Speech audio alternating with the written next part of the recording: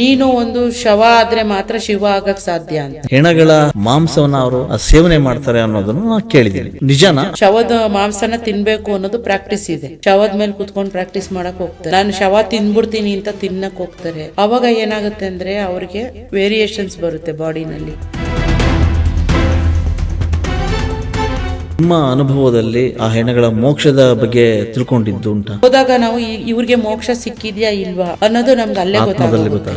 ಸಿಕ್ಕಿಲ್ಲ ಅಂದ್ರೆ ಮೋಕ್ಷ ಕೊಡ್ತೀವಿ. ಎನರ್ಜಿಗಳನ್ನ ರಿಸೀವ್ ಮಾಡುವಂತ ಒಂದು ಶಕ್ತಿ ಆ ಚಿತಾಭಸ್ಮ ಹಚ್ಕೊಂಡಾಗ ಬರುತ್ತೆ. ಇನ್ನೊಂದು ಪ್ರಶ್ನೆ ಏನು ಅಂತಂದ್ರೆ, ಒಂದು ಬಹಳ ಅಚ್ಚರಿ ಮತ್ತು ಕುತೂಹಲ. ಈ ಸ್ಮಶಾನವಾಸಿಗಳು ಅಘೋರಿಗಳು ಅಂತ ಕರೆಯೋದು. ತಪಸ್ ಮಾಡಬೇಕಾದ್ರೆ ಆ ಸ್ಮಶಾನದ ಆತ್ಮಗಳು ಅಡ್ಡಾಡ್ತಿರ್ತವೆ. ಅಲ್ಲಿಯ ಒಂದಿಷ್ಟು ಸಾವನ್ನಪ್ಪಿರ್ತಕ್ಕಂಥ ಹೆಣದ ರಾಶಿಗಳು ಇರ್ತವೆ. ಅದ್ರ ಮೇಲೆ ಕುತ್ಕೊಂಡು ತಪಸ್ ಮಾಡ್ತಾರೆ ಅಂತಾರೆ. ಇನ್ನೂ ಒಂದು ಹಂತಕ್ಕೆ ಹೋದರೆ ಹೆಣಗಳ ರಾಶಿ ಜೊತೆಗೆ ಅವರು ಜೀವನ ಮಾಡ್ತಾರೆ. ಹೆಣಗಳ ಮಾಂಸವನ್ನು ಅವರು ಸೇವನೆ ಮಾಡ್ತಾರೆ ಅನ್ನೋದನ್ನು ನಾನು ಕೇಳಿದ್ದೀನಿ. ಇದೆಲ್ಲ ನಿಜನಾ ಅಥವಾ ಅದು ಒಪ್ಕೊಳ್ಳೋಂಥದ್ದ ಅಂತ? ಹೌದು, ಸಾಧನೆ ನನ್ನ ಮೊದಲೇ ಹೇಳಿದಾಗ ಸ್ಮಶಾನ ಸಾಧನೆ ಇದೆ, ಓಕೆ, ಶವ ಸಾಧನೆ ಇದೆ. ಹಾಂ, ಈಗ ಸ್ಮಶಾನಕ್ಕೆ ಹೋದಾಗ ಶವ ಸಾಧನೆ ಮಾಡೋದು ಯಾಕೆ ಅಂತಂದ್ರೆ ನಮಗೆ ಯಾವುದು ಅಂದ್ರೆ ಈಗ ಶವ ಸಾಧನೆ ಅಂದಾಗ ಯಾವುದೇ ಒಂದು ರೀತಿಯ ಆಸೆ ಆಕಾಂಕ್ಷೆಗಳು ಅಪೇಕ್ಷೆಗಳು ಯಾವುದೂ ಬರೋದೇ ಇಲ್ಲ. ಬರ್ದೇ ಇರೋದಿಕ್ಕೆ ಆ ಸಾಧನೆ ಅಂತ ಮಾಡ್ತೀವಿ. ನೀನು ಒಂದು ಶವ ಆದ್ರೆ ಮಾತ್ರ ಶಿವ ಆಗಕ್ ಸಾಧ್ಯ ಅಂತ. ಆ ಶವ ಯಾವಾಗ ನಾವು ಶವ ಆಗ್ಬಿಟ್ಟಿರ್ತೀವಿ ಶವ ಸಾಧನೆನ ಮಾಡ್ಬೇಕಾದ್ರೆ. ಸೊ ಇಷ್ಟೇನಾ ಜೀವನ? ಜೀವ ಇದ್ದಾಗ ಹೆಂಗಿರ್ತಾರೆ, ಜೀವ ಇಲ್ದಾಗ ಹೆಂಗಿರ್ತಾರೆ ಮನುಷ್ಯ ಅನ್ನೋದನ್ನ ಆ ಟೈಮಲ್ಲಿ ನಮಗೆಲ್ಲ ಅರ್ಥ ಆಗುತ್ತೆ. ಸೊ ಆಗ ನಾವು ಏನಾಗ್ತೀವಿ, ಎಲ್ಲದಿಂದ ಡಿಟ್ಯಾಚ್ಮೆಂಟ್ ತಗೋತೀವಿ.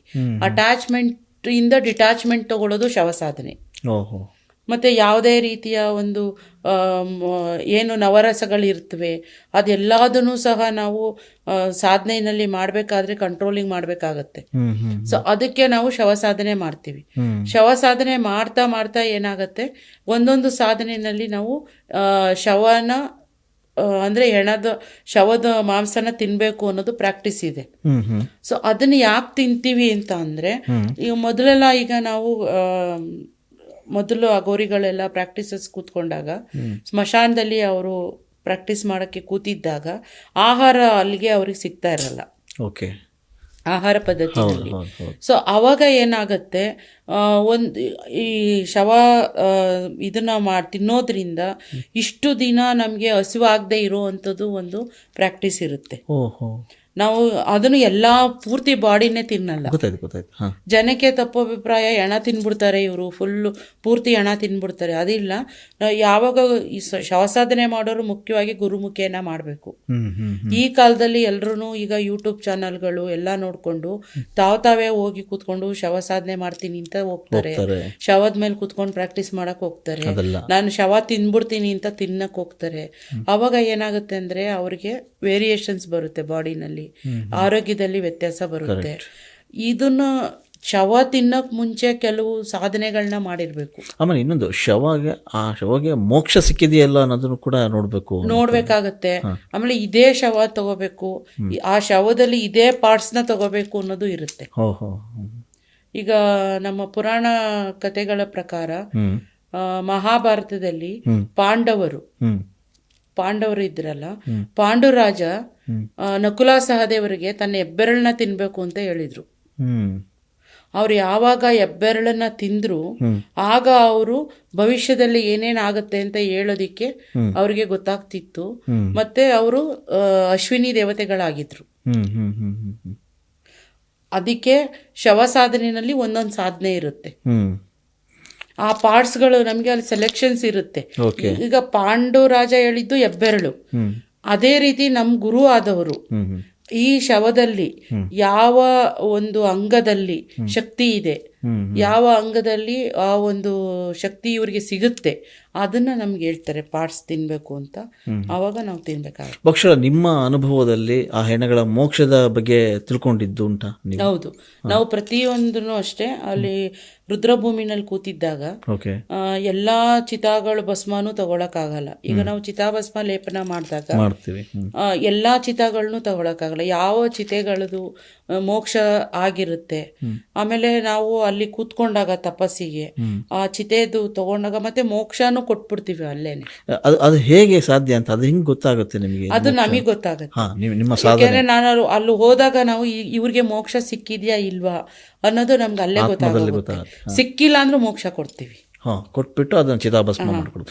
ಚಿತಾಭಸ್ಮದ ಒಂದು ವಿಶೇಷ, ಯಾವಾಗಲೂ ಅಘೋರಿಗಳು ಅಂದ ತಕ್ಷಣ ಕಾಣೋದು ಆ ಚಿತಾಭಸ್ಮನ ಕೊಡೋದು. ಅದ್ರ ವಿಶೇಷತೆ ಏನು ಅಂತಂದ್ರೆ, ನಮಗೆ ಚಿತಾಭಸ್ಮಗಳಲ್ಲಿ ಒಂದು ಮೆಡಿಕಲ್ ಅಡ್ವೈಸ್ ಇದೆ.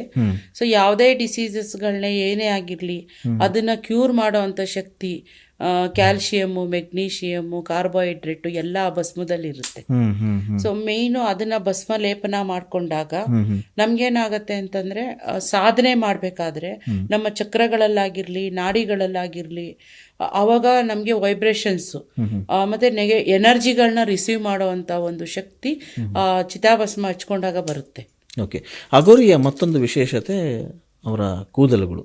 ಸೊ ಎಕ್ಸಾಂಪಲ್, ನಾನು ನಿಮ್ಮನ್ನು ಗಮನಿಸ್ದಂಗೆ ಅದು ತುಂಬ ಉದ್ದನೇ ಇದೆ. ಸೊ ಅದರ ವಿಶೇಷ ಗುಣಗಳು ಏನು, ಹೇಗೆ ಅಂತ?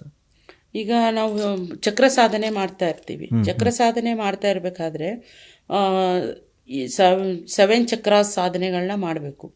7 ಚಕ್ರಾಸ್ನ ಸಾಧನೆ ಎಲ್ಲ ಆಗಿ ನಾವು conscious mind, super conscious mind ಅಂತ ಇರುತ್ತೆ. 8ನೇ ಚಕ್ರನೂ ಇರುತ್ತೆ. ಅದು ಯಾರಿಗೂ ಗೊತ್ತಿರಲ್ಲ. ಸೊ ಆ 8ನೇ ಚಕ್ರ ಅನ್ನೋದು ನಮ್ಮ ಕಣ್ಣಿಗೆ ಕಾಣಿಸಲ್ಲ. ಅಂದ್ರೆ ನಮ್ಮ ಶರೀರದಲ್ಲಿ ಫೀಲ್ ಮಾಡೋದು 7 ಚಕ್ರಾಸ್. ನಮ್ಮ ಶರೀರನು ಮೀರಿ ದಾಟಿರೋದು 8ನೇ ಚಕ್ರ. ಸೊ ಯಾವಾಗ ನಾವು ಆತ್ಮ ಟು ಪರಮಾತ್ಮ ಸಾಧನೆ ಮಾಡಕ್ಕೆ, ಜಾಯಿನ್ ಮಾಡಕ್ಕೆ ಸಾಧನೆ ಮಾಡ್ತೀವಿ, ಆಗ 8ನೇ ಚಕ್ರನ ರೀಚ್ ಆದಾಗ ನಮ್ಗೇನಾಗತ್ತೆ, ಆಗ ಜಡೆ ಸ್ಟಾರ್ಟ್ ಆಗುತ್ತೆ.